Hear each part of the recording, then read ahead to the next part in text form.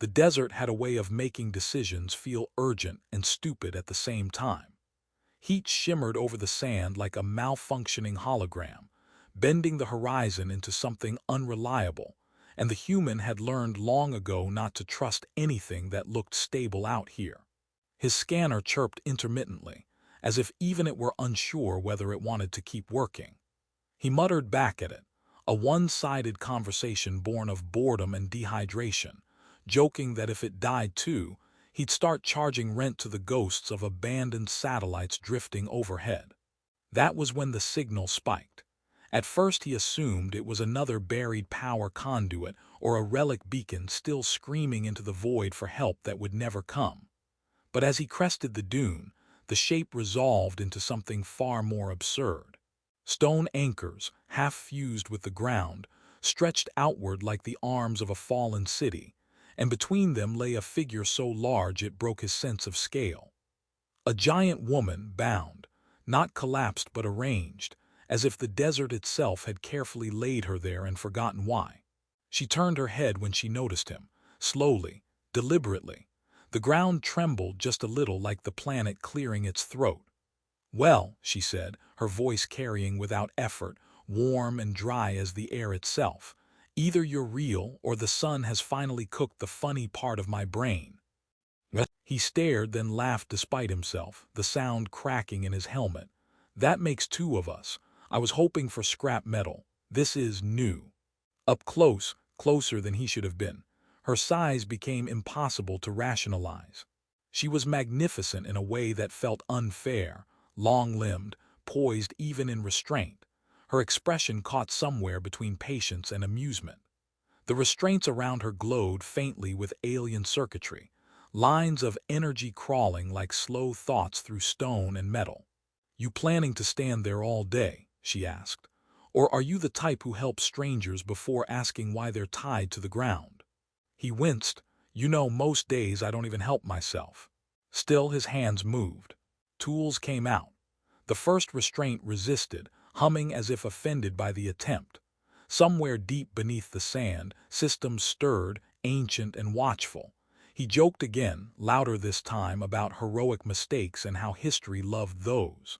The giant woman smiled, and for reasons he couldn't explain, that smile felt like the desert holding its breath. The restraint didn't break so much as reconsider its life choices. It dimmed, pulsed once like a sigh, and loosened just enough for the giant woman to flex her fingers. The sand shifted. Far away, something ancient beeped in protest. The human froze, tool still in his hand, and waited for the sky to fall. It didn't. "Oh, relax," she said. "If I were the immediate apocalypse type, you'd already be a memory and a footnote." "That's comforting," he replied, in a deeply unhelpful way. He adjusted the device, rerouting power the way abandoned manuals suggested and common sense strongly advised against. Each successful adjustment made the restraint quieter, but the planet noisier. His wrist display filled with warnings he didn't bother translating. Red symbols were universal enough. "You're surprisingly calm about this," he said. "I've been tied to a rock in a desert for a very long time," she answered. "Perspective happens." She shifted again, testing the partial freedom. The ground responded like it was listening too closely. He joked about charging admission if the planet cracked open, mostly because silence felt dangerous. She laughed, a sound that rolled outward and came back changed, bounced by structures buried beneath the sand. That was when he noticed the hum wasn't just from the restraint anymore. Something was waking up. The second anchor released with less resistance than the first, as if the system were learning him, or trusting him. That thought made his stomach do something unscientific. He wiped sweat from his eyes and asked, casually, "So, hypothetically, why were you left out here?" She paused, long enough that his scanner decided to reboot itself out of fear. "Because," she said, "smaller civilizations like neat solutions. I didn't fit in a box. So they made a very big box and called it mercy." "That's not ominous at all." "Don't worry," she added. "You're doing what they couldn't." "And what's that?" "Making a mistake for the right reasons." The final restraint flickered. its light shifting from warning red to something like anticipation. Deep beneath them, mechanisms older than language spun up, syncing to a variable they hadn't accounted for. Hope expressed poorly with tools and jokes. When the last lock disengaged, the silence afterward was absolute. Then the horizon blinked. Freedom arrived slowly, as if even it needed to stretch. The giant woman pushed herself upright, careful at first, like someone testing ice that had once betrayed them. The desert reacted in stages. Sand slid. Dunes rearranged their priorities. Somewhere far below, something metallic groaned in a tone that suggested it had not been paid enough for this. The human backed up until his boots hit a rock, then decided the rock looked unreliable and moved again.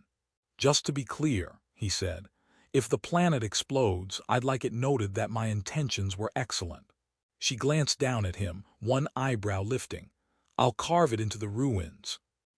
She stood fully then, and the world adjusted around her whether it wanted to or not. Gravity hiccuped. His suit compensated with a panicked whine. Old structures rose from beneath the sand like embarrassed secrets, towers and rings snapping awake as if her movement had flipped a switch. Lights crawled across their surfaces, scanning her, recalculating, failing. "Oh," he said weakly, "so that's why everything's broken." "I have that effect," she replied. "Entire research divisions used to cry when I stretched." She took a step. Just one. The ground didn't crack, but it thought about it. He laughed, sharp and breathless, because fear needed somewhere to go. "You know, most people start small after captivity. A walk, a snack, not planetary diagnostics." "I am being gentle." She knelt, bringing her face closer, close enough that his instruments flatlined in surrender. "You expected a monster," she said lightly.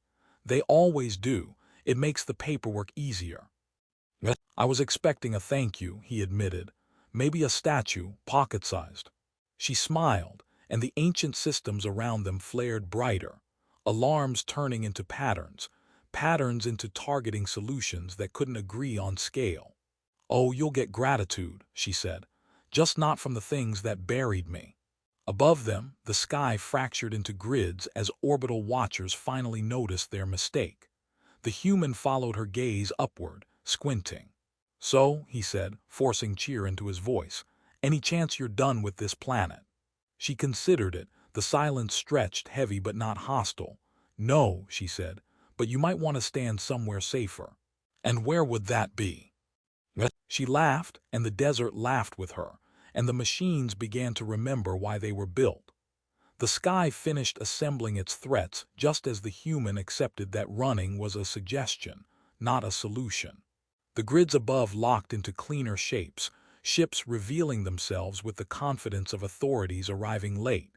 His suit finally stopped screaming and settled into a resigned hum. He looked up, then at the giant woman, and sighed. "If this ends with a tribunal, I want credit for good intentions and terrible planning." She glanced down, amused. "I'll testify I'm very persuasive." The first warning beam struck the sand a careful distance away, precise and polite. He laughed because that was what he did now when the universe tried to intimidate him. "They always do that," he said. "Threaten the environment before the person. It's rude." She stepped forward, placing herself between him and the lights. The machines hesitated, recalculated, and then did something unexpected. They powered down.